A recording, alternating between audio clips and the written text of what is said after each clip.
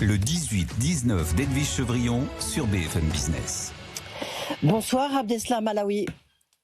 Bonsoir. Merci d'être avec nous. Vous arrivez pour nous du Maroc, de Casablanca. Vous êtes directeur général et fondateur de HPS. HPS, ça c'est It Stands for High Tech Payment System, et c'est l'un des acteurs clés du paiement électronique mondial, pas seulement en Afrique, surtout en France. On voit bien que c'est un univers qui est complètement en train d'être bousculé, notamment par l'intelligence artificielle. Je crois qu'il y a à peu près un quart des transactions en France qui utilisent votre technologie. Absolument, un peu plus d'un quart en France. Donc, HPS, entreprise mondiale, comme vous l'avez bien dit. Et aujourd'hui en France, un peu plus d'un quart. À Singapour, pays où le paiement numérique ou le paiement électronique est très très avancé, c'est un peu plus de 50%, un peu plus du tiers en Australie. Donc on a réussi à faire apprécier cette technologie un peu partout dans le monde, absolument. Alors vous allez nous dire en quoi consiste cette technologie, puis un peu votre histoire, parce que c'est quand même une histoire, j'allais dire amusante, si vous me permettez, dans un appartement à Casablanca. Mais je voudrais d'abord vous poser une question un peu sur comment l'Afrique, le Maroc, traverse cette crise, cette guerre en Iran, avec les conséquences que ça a sur le choc économique, sur les économies, parce que il y a eu justement aujourd'hui, il y avait un colloque qui s'est situé en Afrique et qui disait que l'Afrique importe à peu près chaque année 230 milliards de dollars de biens, dont 70% de carburant, et 20% de tout ça provient en fait du détroit d'Ormuz. Et donc il y a une vulnérabilité énorme de l'Afrique par rapport à cette guerre au Moyen-Orient. C'est quoi le climat économique ? Vous savez, le Maroc et l'Afrique font partie du monde, et les effets de ces moments un peu tristes sont les mêmes un peu partout. Donc on voit une hausse des prix du carburant, ça commence toujours par là, et donc on s'attend à voir une inflation qui va nous faire mal tous. On ne voit pas tout de suite les effets immédiatement, mais ça va arriver dans quelques semaines. Espérons que tout ceci soit derrière nous. Par contre, pour le Maroc, la vulnérabilité est peut-être un peu plus nuancée. Le Maroc, depuis un certain nombre d'années, a entamé une transformation de son énergie pour arriver en 2030 à plus de 52% en énergie renouvelable, ce qui nous met au Maroc un peu plus à l'abri qu'ailleurs. Par contre, l'impact est très visible à la pompe, comme vous pouvez l'imaginer, donc avec des hausses qui sont très sérieuses. Est-ce que la croissance, on l'a vu encore, que ce soit les chiffres, Eurostat c'était sur les déficits, les chiffres du FMI, de la Banque mondiale, les chiffres de l'INSEE, toutes les croissances sont revues à la baisse, en Allemagne divisé par 2, en Italie hier, en France un petit peu, la France est un peu épargnée, et chez vous au Maroc il y a certainement un effet qui est attendu. Le Maroc est sur une pente ascendante avec tous les grands chantiers qui sont en cours pour la préparation des grands événements qui arrivent, et en fait ça va se sentir peut-être un peu moins, parce qu'on est vraiment sur une pente ascendante. Pardon. Ouais. Alors, revenons à votre entreprise, sur HPS, qui est cotée à Casablanca. Votre technologie, elle consiste en quoi ? Enfin, c'est quoi votre succès ? Parce que si 50% des paiements à Singapour passent par chez vous, par votre plateforme, 30% en France ou un petit peu moins, on se demande comment c'est possible, quoi. Alors, c'est une technologie en fait qui est invisible, comme vous l'avez bien dit. On ne la voit pas. Elle est utilisée dans les couches basses des infrastructures. D'infrastructures, et absolument. Alors pourquoi est-ce que cette solution, cette technologie, cette plateforme est peut-être un peu plus appréciée que les autres ? C'est que nous avons anticipé un certain nombre de ruptures, un certain nombre de changements il y a quelques années, et nous avons pu préparer une plateforme qui est tout à fait moderne et qui peut aujourd'hui faire face à toutes les disruptions qui sont en train d'arriver. Vous avez parlé d'intelligence artificielle, c'est un des éléments qui fait qu'aujourd'hui, nous sommes tout à fait prêts avec cette technologie pour embrasser tous ces changements qui sont en train d'arriver, ce qui n'est pas le cas d'autres solutions. On reviendra sur les changements, comme vous voyez, parce que l'e-paiement, c'est vraiment la révolution de l'e-paiement. Donc il y a l'intelligence artificielle qui va encore engendrer une autre révolution. En plus, c'est très important en Afrique aussi, on sait beaucoup que l'e-paiement, et puis surtout il y aura une e-monnaie, un e-dirham, avant même d'avoir un e-euro. Mais je voudrais d'abord que vous nous racontiez rapidement votre histoire, parce qu'on se demande un peu comment vous êtes arrivé là. En fait, très rapidement. Surtout qu'on ne vous connaît pas. Oui, en fait. Pas nous. Oui, non, mais le HPS est une entreprise qui est une entreprise d'infrastructure, donc pas forcément très visible. Tout a commencé il y a un peu plus de 30 ans. 4 personnes se sont réunies et se sont eu un regard sur le paiement qui était peut-être un peu décalé à l'époque, en se disant on veut être une entreprise internationale, on veut être partout dans le monde, on veut être les premiers. Et puis au fil du temps, ça s'est déroulé. Et on a eu certainement un petit brin de clarté ou d'illumination à chaque fois qu'il y a eu une rupture. Et donc, pour ceux qui se rappellent de la carte à piste, on est passé à la carte à puce.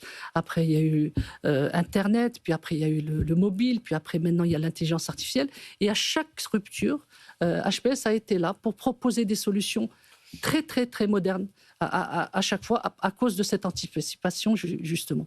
Aujourd'hui, vous avez parlé de Singapour, d'Australie. Nous sommes présents de Montréal à Sydney et de Dublin à Maurice, avec une présence en France d'ailleurs qui n'est pas neutre. On a un peu plus de 100 personnes qui travaillent à partir de la France et qui servent aussi bien le marché français que le marché nord-américain ou les Caraïbes, et avec une équipe de talents qu'on ne peut pas forcément trouver partout.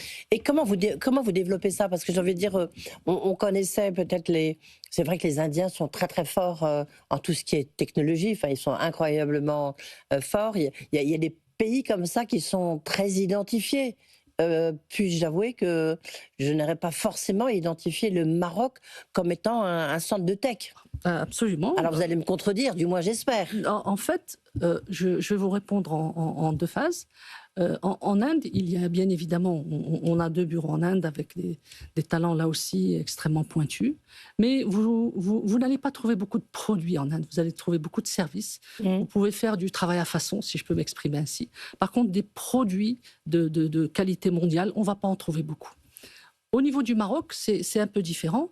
Et contrairement à ce qu'on peut penser, il y a une vingtaine d'années, le Maroc a entrepris une transformation profonde de l'économie marocaine, avec l'émergence de l'industrie automobile, avec l'émergence notamment des Français, évidemment. Absolument, avec beaucoup d'investissements français et autres d'ailleurs. Et la technologie a été l'un des axes qui ont été développés. Aujourd'hui, à Casablanca, où nous sommes, au Maroc, on a à peu près 1000 personnes à Casablanca. Nous sommes dans un parc où il y a 35 000 personnes qui travaillent exclusivement sur la technologie. Et il y a 7 parcs comme cela au Maroc, en plus de toutes les entreprises qui sont disséminées dans les autres villes. Donc oui, le Maroc aujourd'hui est un acteur important qui a son mot à dire et qui a surtout sa place à prendre dans l'échiquier mondial. Alors si on essaie de regarder un peu la révolution dans l'e-paiement, chez nous, il y a l'introduction de Wero aussi. Enfin, on voit bien que tout est en train d'évoluer d'une manière très très rapide. Et puis après, on verra ce qui se passe aussi en Afrique, parce que c'est assez spectaculaire. On en parle rarement, du moins ici, mais c'est vrai que c'est assez spectaculaire. C'est quoi les révolutions? Vous avez dit, il y a 3 révolutions dans le paiement. Lesquelles? Alors, vous avez parlé de Wero et de la monnaie digitale de manière générale, qui est différente du e-money africain. Donc, la monnaie digitale est une monnaie qui ne nécessite pas d'intermédiaire pour pouvoir faire des transactions. Donc, c'est tout ce qu'on peut appeler vulgairement le stablecoin. C'est l'euro digital qu'on va venir. C'est le e-dirham qu'en Suisse sera là. Vous avez la monnaie électronique qu'on voit beaucoup en Afrique et qui est émise par les opérateurs télécoms, par exemple. Et puis on a aussi un dernier élément, c'est l'intelligence artificielle qui va devenir un moyen de paiement. Et ça, c'est quelque chose qui va vraiment bouleverser nos habitudes de paiement. Mais en quoi? Comment? Soyons un peu concrets. Rentrons dans le concret, parce que c'est vrai, on dit ça, mais on dit ça à propos de tout. Donc, autant essayer de comprendre la logique. Absolument. Très concrètement, vous êtes aujourd'hui, je vous invite au Maroc, vous voulez venir au Maroc, vous pourriez prendre votre téléphone et dire: je veux aller à Casablanca, je veux voyager à peu près à telle date, je veux que ça me coûte tant. Et en fait, cette intelligence artificielle va faire tout le travail que vous auriez fait en train de passer sur les différents sites. Et ce qui va se passer, en fait, ce qui se passe déjà en pilote dans un certain nombre de pays, c'est que cet agent qui va être dans votre téléphone va lui-même, si vous lui donnez évidemment le OK pour faire cette transaction, va payer pour vous. Donc, ce que vous auriez fait avant, vous auriez eu une page de paiement où il faut rentrer un certain nombre de détails. Et bien, cette intelligence va en fait rentrer ces informations, va consommer des services pour vous exécuter, pour exécuter à votre place le paiement. Alors vous allez certainement me poser la question, et pour les sujets de sécurité... Voilà, évidemment, j'attendais la fin de votre phrase évidemment, pour vous poser ma question. Évidemment, et donc ce sujet-là est adressé avec les mêmes mécanismes. Quand aujourd'hui vous permettez de faire un prélèvement sur votre compte, donc vous donnez mandat à quelqu'un pour pouvoir exécuter ce prélèvement sur votre compte, mais en fait c'est les mêmes mécaniques. On ne va pas rentrer dans les détails, mais c'est exactement ça. Vous donnez mandat à un agent numérique et avec toute la sécurité qu'il y a derrière, et ce mandat va être... Mais quand vous dites toute la sécurité qui est derrière, vous ne me rassurez pas, parce que lorsque je vois que le fameux portail de l'administration publique, ANS, a été piraté et a piraté toutes nos données, je ne peux pas dire que ça me rassure. Si je vous crée un agent qui est un agent d'Edwige Chevrillon, mais qui tout d'un coup qui se met à régler des tas de factures que je n'ai pas demandées. C'est ça le danger. C'est ça qui s'était passé du reste avec Amazon. Absolument, mais ça sera certainement moins dangereux ou moins risqué que de perdre une carte dans un café ou dans un restaurant, parce qu'aujourd'hui on peut faire autant de dégâts que ça. Alors maintenant, ces sujets de sécurité sont des sujets, bien évidemment, de tous les jours, de toutes les secondes. Oui, mais qui explosent en ce moment. Enfin, on voit bien que ce soit aussi la crypto-criminalité, avec les crypto-racks, qui sont en train d'exploser en France. Mais ce sont des sujets qui sont peut-être différents. Mais au niveau de cette technologie reste sûre, elle reste utilisable, elle reste de confiance par rapport à ce qu'on a pu voir par le passé. Donc, ces sujets de sécurité, tout au long du temps qui avance, doivent être encore plus appuyés, parce que il y a plus d'usages. Et donc, c'est vraiment là où il y a des sujets de réflexion qui sont importants. Pour nous, en tout cas dans les technologies de paiement, on voit qu'il y a de plus en plus de sécurité, et que les taux de fraude sont en train de baisser. Par contre, l'information, l'éclat à chaque fois qu'il y a une fraude de ce type sont beaucoup plus importants qu'avant. Oui.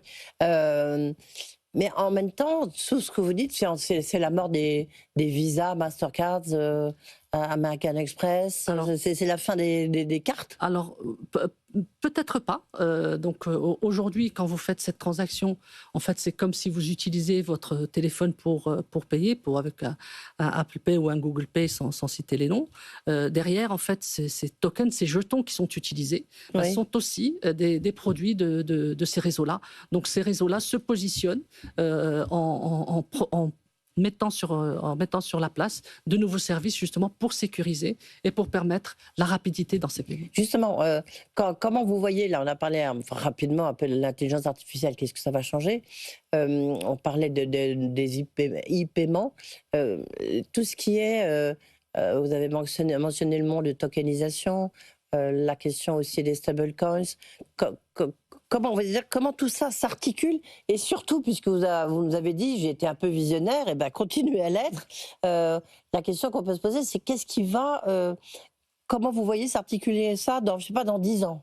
Vous revenez nous voir dans 10 ans ou dans 5 ans, vu la vitesse à laquelle tout ça se passe? Alors, On sera où? nous, ce qu'on voit, c'est que ces sujets de stablecoin et de désintermédiation, c'est-à-dire que de faire des paiements en P2P, de personne à Ouais. personne, sans intermédiaire, sont des choses qui sont en train de prendre un essor fou. Et on le voit sur les chiffres.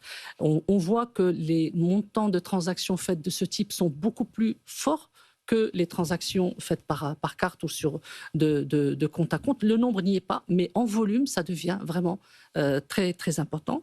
Et la raison, c'est le coût, c'est la rapidité et surtout le fait qu'il n'y ait pas d'intermédiaire. Je pense que ces sujets de stablecoin vont avancer très vite. La tokenisation, qui est en fait un élément qui permet d'avoir des... Alors, expliquez la tokenisation, parce que ça, j'ai fait le jour une émission là-dessus, très pointue, mais... Donc la tokenisation, Réexpliquons. c'est pouvoir avoir un jeton, avoir une image virtuelle d'un asset. Ça peut être une carte, ça peut être une action, ça peut être autre chose.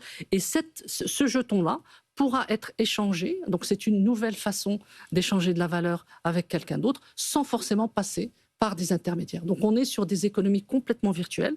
On passe par des blockchains qui permettent justement d'assurer la confiance, de pouvoir avoir des transactions irrévocables. En fait, toutes les règles de commerce sont assurées par de la technologie. Et c'est là où nous pensons qu'il y a un avenir certain dans le monde du paiement.